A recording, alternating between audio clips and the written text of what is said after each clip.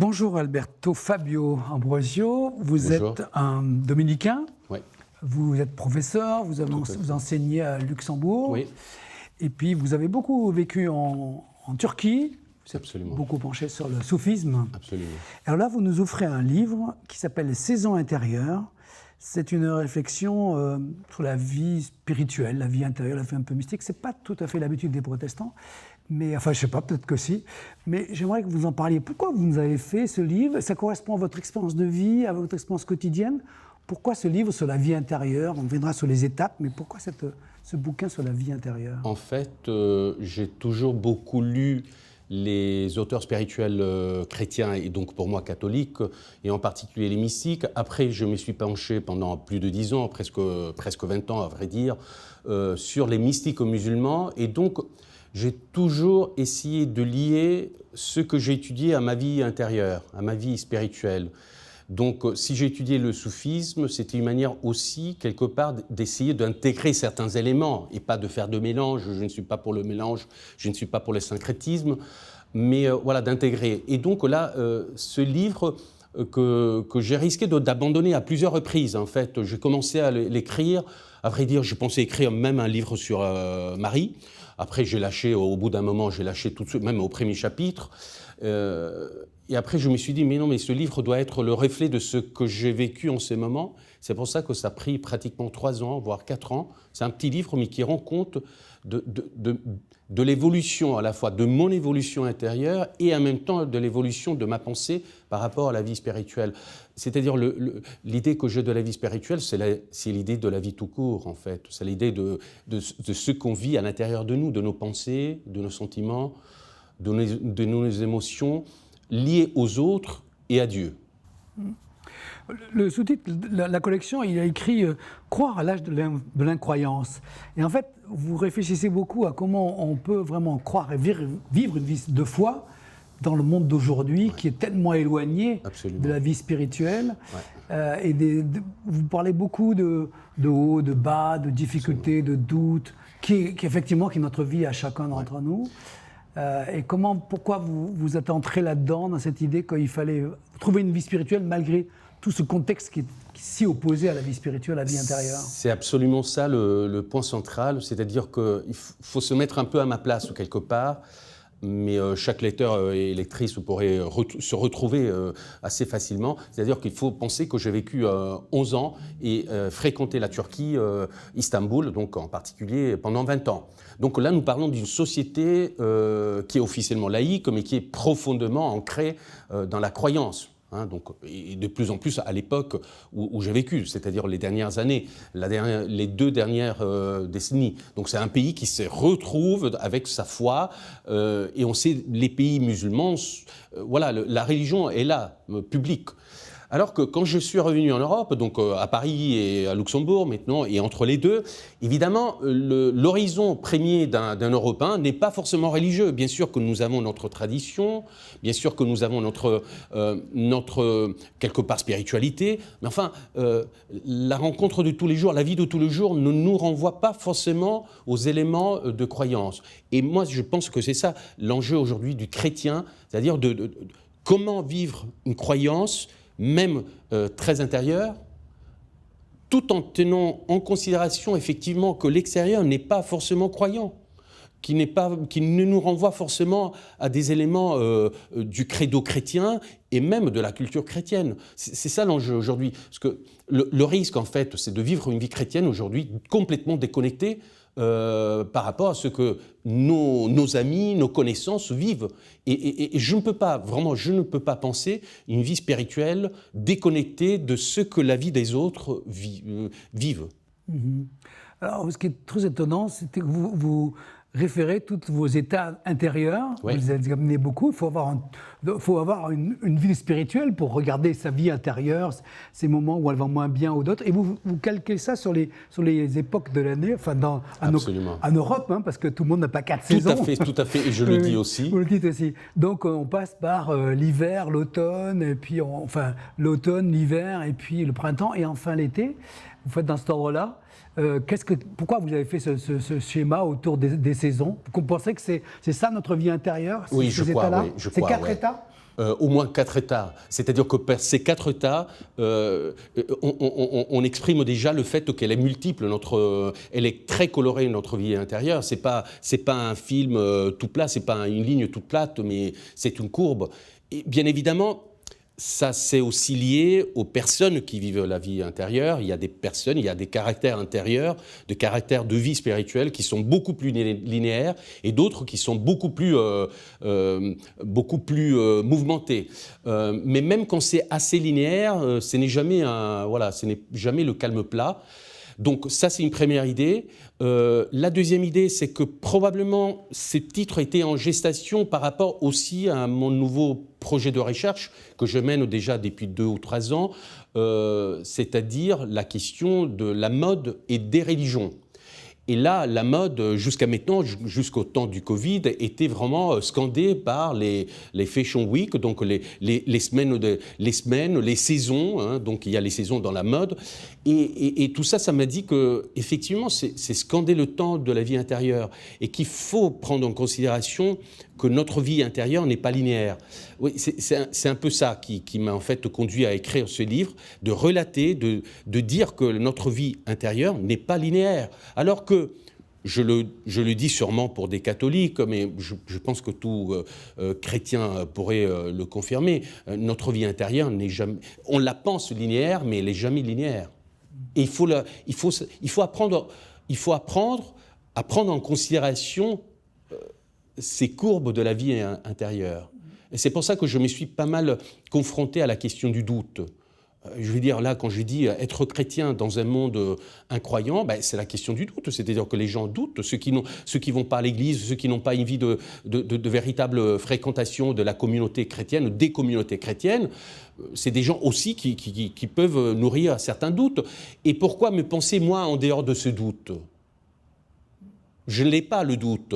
Mais en même temps, si je me coupe complètement de ce que les autres vivent, je trouve que ma vie intérieure, elle est complètement détachée de sa puissance. C'est-à-dire que j'ai envie de dire que la vie spirituelle naît vraiment des bas-fonds de la terre, de tout ce que les gens, les hommes et les femmes vivent en ces moments.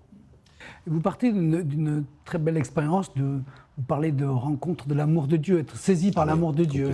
On peut appeler ça une expérience de conversion, enfin je sais pas, d'illumination intérieure, mais on a l'impression souvent que notre vie est marquée comme ça par des moments forts, et puis après que tout s'étiole, tout part, tout devient filandreux. Oui, absolument. Et comment on fait pour tenir une vraie vie spirituelle? C'est ça votre question aussi? Ma question, absolument.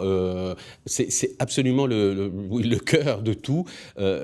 Ma vocation, hein, en fait, c'est ça que je relate, ma vocation naît sur un instant extrêmement puissant où j'ai senti que voilà, Dieu m'aimait. La présence de Dieu. La présence de Dieu en tant qu'amour. Alors que je ne l'avais jamais expérimenté en tant que tel. Oui, j'allais à la messe, je fréquentais, j'étais jeune, hein, il y a une bonne trentaine d'années. Et effectivement, ça m'a rempli complètement pendant des années. J'étais comblé pendant toute ma formation. Mais en fait, voilà, ça ne peut pas rester tout le temps comme ça. Et donc, petit à petit, ces sens a laissé la place à autre chose. Et aujourd'hui, je me retrouve, si vous voulez, toujours avec ces sentiments, cette captation d'une présence, mais vécue tout à fait autrement. Et je ne peux pas le prendre en considération. Là aussi, je ne peux pas faire semblant que tout est linéaire, que tout est pareil comme au premier moment de ce sentiment très fort. Et alors, ce que j'ai envie de dire, c'est ça qui me tient toujours dans cette découverte, c'est qu'il y a un concept qui, pour moi, c'est un concept guide, c'est que la vie intérieure est une aventure. Donc, bien sûr, je ne sens plus cette puissance telle que je l'ai ressentie il y a 30 ans, mais aujourd'hui, je vis autrement cette aventure. Si j'avais lié mon aventure juste à un sentiment, juste à une manière de comprendre l'amour de Dieu, de comprendre la présence de Dieu, eh bien, je crois que j'ai envie de dire, je ne pourrais pas avancer. On resterait toujours bloqué, arrêté sur le même focus pendant des années. Et alors, ce qu'il y a de bien vraiment dans la vie intérieure, c'est que c'est un magma en évolution perpétuelle, en fait. Moi, ce que j'ai beaucoup aimé dans ce livre, c'est que vous ne payez pas de mots, quoi. C'est-à-dire que souvent, dans la vie chrétienne, on a des tas de principes. On se dit qu'il faut être comme ci, comme ça, croyant, lire sa Bible, prier tous les jours, être une espèce de fidélité. Et vous dites, voilà, il faut être dans sa vérité. Vous parlez de nudité à un moment. Tout à fait. Il faut que vous reveniez là-dessus. Ouais. Et je pense qu'on ne peut pas vivre une vie spirituelle si on n'a pas affronté sa propre nudité. Absolument. C'est la réalité de ce qu'on est. Absolument. Oui, je pense que c'est une tension de se sentir nu devant Dieu, en fait. Nu devant soi-même pour être nu devant Dieu. En fait, c'est très biblique, hein, parce qu'encore une fois, Adam et Ève étaient nus, et puis il y a eu l'histoire du péché, et donc c'est là qu'il y a eu toute la question d'être revêtu de quelque chose, un pagne, les tuniques de peau, que Dieu lui-même y fait. Et toute l'attention, c'est de revenir à cet état de nature d'origine, une nudité parfaite vis-à-vis de soi-même. C'est parce qu'on est nu vis-à-vis de soi-même, on peut l'être de Dieu. En fait, c'est pas que l'homme se cache de Dieu, même dans le récit, c'est que lui, il se cache à lui-même. Nous nous cachons. Et en nous cachant nous-mêmes, derrière nos apparences, nos attitudes, nos comportements, nous nous cachons aussi à Dieu. Et en fait, c'est se retrouver soi-même, et en se retrouvant soi-même dans une unité crue, parfois... Avec tout ce qu'on est, nos péchés, nos limites, voilà, tout à fait. nos failles. C'est pour ça que, des fois, c'est vrai que je me sens pas tout à fait à l'aise avec certains milieux chrétiens où, je dis en général chrétiens, où il faut absolument dire certaines choses, ne jamais montrer les faiblesses, ne jamais montrer les doutes intellectuels. Je ne pense pas au doute vraiment, celui voilà, le doute de la foi. Ça, oui, je peux le prendre en compte, mais c'est pas ça, je vais être clair. Mais tout ce qui pose problème à la vie chrétienne, c'est-à-dire qu'on a institutionnalisé, en fait, c'est ça le problème, on a institutionnalisé la vie intérieure, alors que c'est tout sauf qu'institutionnalisable. On en a fait voilà, même la vie intérieure, elle doit être une institution. Donc avec ses règles, avec des sentiments, une vision. Mais je ne peux pas. La vie intérieure, c'est un magma, comme je dis, et donc il faut savoir qu'un magma, il peut revenir à la surface, exploser, rester silent pendant longtemps, très sourd, voilà, ou être en ébullition pendant quelque temps, et puis la lueur du magma qui ressort, voilà, et puis les braises, et puis enfin les cendres du magma qui sont d'ailleurs très fertiles. Voilà, il faut revenir à cette puissance de la vie intérieure, mais sans les oripeaux de la vie institutionnelle. D'accord. À un moment, je parle en tant que protestant, là, vous citez Jacques Ellul d'ailleurs. Oui. Et souvent, dans le protestantisme, nous, on pense effectivement, Jacques Ellul se lève contre ça, qu'au fond, notre vie courante, la vie, au fond, elle peut être prière. Et qu'on peut être engagé dans le monde, servir les plus pauvres, etc. Et là, c'est une prière. Et en fait, Ellul dit que pas du tout. Et vous êtes d'accord avec Ellul pour dire que c'est pas ça la vie intérieure. Ellul, il dit quelque chose d'extrêmement important et c'est décapant, même par rapport à ce que je suis en train de dire, c'est en porte-à-faux, mais c'est parce que justement, je l'ai mentionné parce que je ne vais pas donner juste un morceau de cette vie intérieure. La vie intérieure est faite aussi de règles, de disciplines. Et Ellul, il dit, mais attention, la vie de prière n'est pas seulement l'action. Très souvent, et moi-même je suis le premier, pas tout le temps, mais quand même assez souvent, de dire, mais enfin la prière, c'est quand on vit l'action au nom de Dieu. Bon, toutes sortes d'actions, ça peut être, et pas seulement envers les pauvres. Évidemment, envers les pauvres, c'est encore plus important. Mais en fait, Ellul dit non, mais non, on ne peut pas se cacher derrière cette idée-là. La prière a aussi ses règles, donc il faut revenir à une vraie prière, avec des temps, avec la discipline. Voilà, encore une fois, il faut ouvrir l'horizon, c'est pour ça les 4 saisons, c'est-à-dire que dans la vie intérieure, il n'y a pas que la liberté, on fait ce qu'on veut, on sent ce qu'on veut, il y a le moment aussi un peu de la discipline, il faut prendre un temps, voilà, se mettre assis et réfléchir et penser à Dieu. Moi, dans ma communauté, quand je suis en communauté, j'essaie le plus possible d'être présent au moment de prière commune. Mais ne serait-ce que parce que ça me renvoie à une forme de prière. Parce que si je prenais seulement ma forme de prière, qui pourrait être éventuellement nettement plus libre, ce n'est pas, c'est le sens de ne pas absolutiser quelque chose, une forme particulière. D'accord, on reparlera de la prière, on reparlera aussi de Marie. Et on va reparler aussi de votre expérience de l'islam, parce que vous comparez la prière dans l'islam et la prière dans le christianisme. Voilà, donc ce livre s'appelle Saison intérieure et c'est de Alberto Fabio Ambrosio. Et on vous incite vraiment chez Campus à le lire et à le méditer.